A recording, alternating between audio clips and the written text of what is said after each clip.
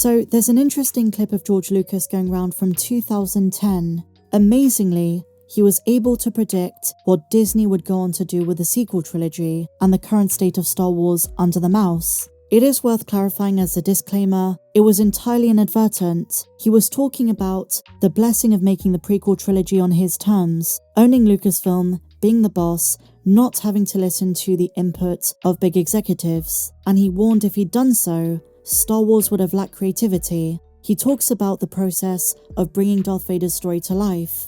When he first started mentioning to those in the industry in the 90s, he wanted to make episodes 1 to 3. They got very excited because he said he wanted to tell the story of Darth Vader from his origin. What they didn't realize was he was starting with him as a 10-year-old boy. And the clip shows George explaining the process of storytelling, how it's not always going to be Darth Vader with a lightsaber, how a good solid narrative unfolds and takes time.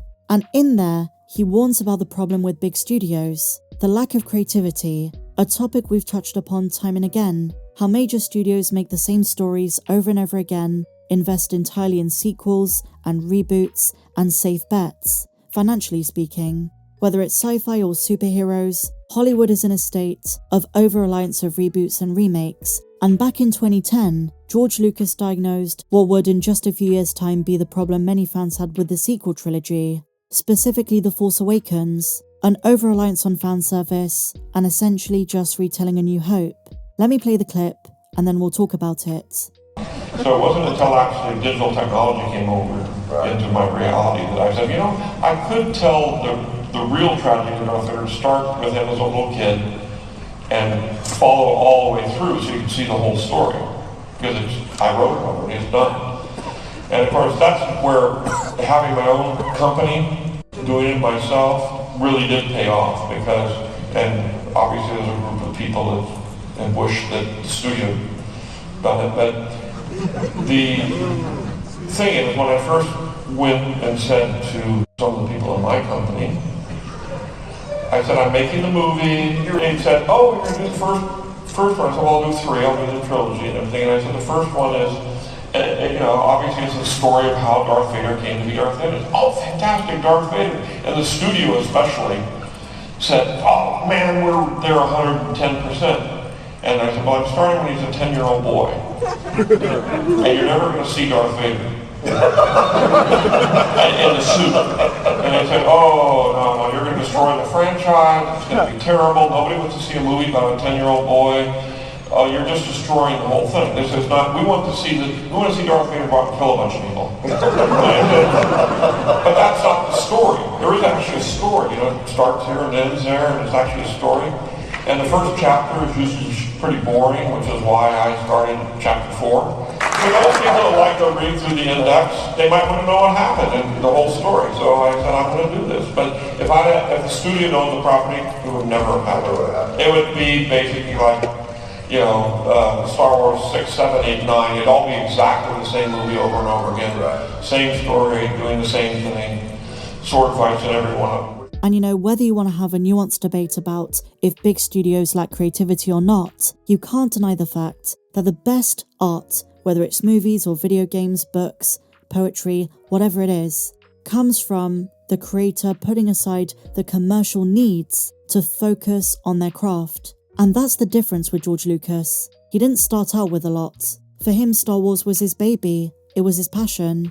But once franchises and IPs achieve success, the executives and the business people take over, and that's when the commercialization commences.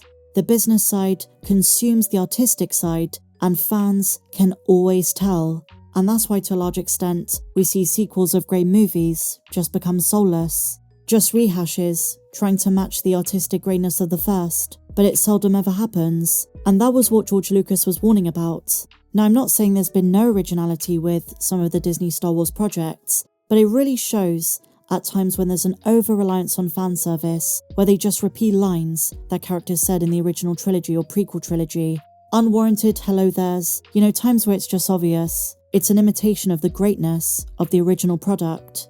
Now, there is an argument against this. Innovative technologies like the volume have brought with them cutting-edge special effects. There's also undeniable high-quality cinematography and production value, but I think what mattered most to George Lucas was the story. That's all he cared about. He's known for saying that movies are just when you got a camera and you're filming something. Anything can be a movie. Here are a few appropriate quotes I want to point your attention to. A special effect is a tool, he says. A means of telling a story. A special effect without a story is a pretty boring thing. So he's saying it's not a substitute for a good narrative. A narrative drives a movie, and the special effect is just a tool to bring that to life. And of course, he was no stranger to innovative special effects, digital filmography, and some would say an over-reliance of it in the prequel trilogy. But say what you will about the dialogue, say what you will about the way it looks, 20 years later, the story of the rise and fall of Anakin Skywalker is legendary. Here's another quote: "The sound and music are 50% of the entertainment in a movie." And that's true. You can't separate the work of John Williams from the Skywalker saga.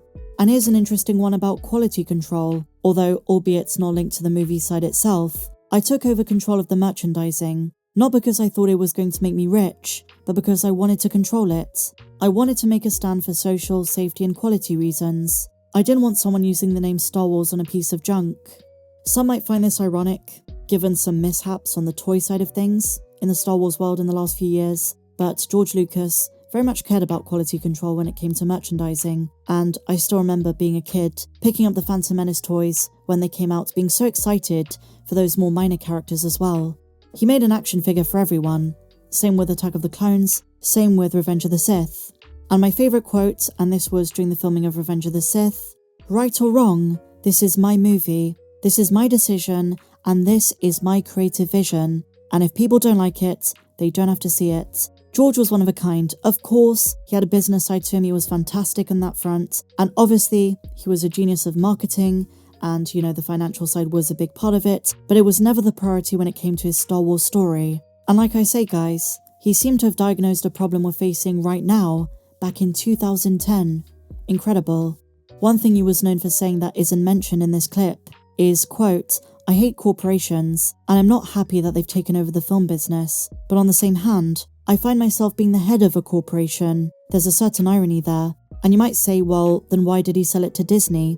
Because in his conversations with Bob Iger, well documented by Iger himself, he believed Disney was best suited, as a company he believed in, as a shareholder, an investor, to use their financial resources to bring Star Wars magic to life for future generations. But we do know that George Lucas's relationship with recent Star Wars content is iffy at best. He reportedly loved the Obi-Wan Kenobi show, because at the end of the day, those continue the prequel trilogy. He also congratulated Tony Gilroy for Rogue One. Apparently he called The Last Jedi a, quote, "beautiful movie," but that doesn't tell you much about the story itself. And he's known to have not been impressed with The Force Awakens and some other things. And he's on record saying, "Star Wars has gone in a different direction to what I intended, but the first 6, those are mine." So there you go, my dear friends. What do you make of all of this? Is George Lucas right in his assessment of big corporations, big studios, and what they do with legacy franchises? And do you think it's the case for Disney Star Wars? Why so, or why not? Let me know down below. And if you enjoyed this video, guys, please be sure to give me a big fat thumbs up, subscribe if you're new, check me out on socials, at StarWarsMeg1 on Twitter, and I'll see you in the next video. May the Force be with you, always.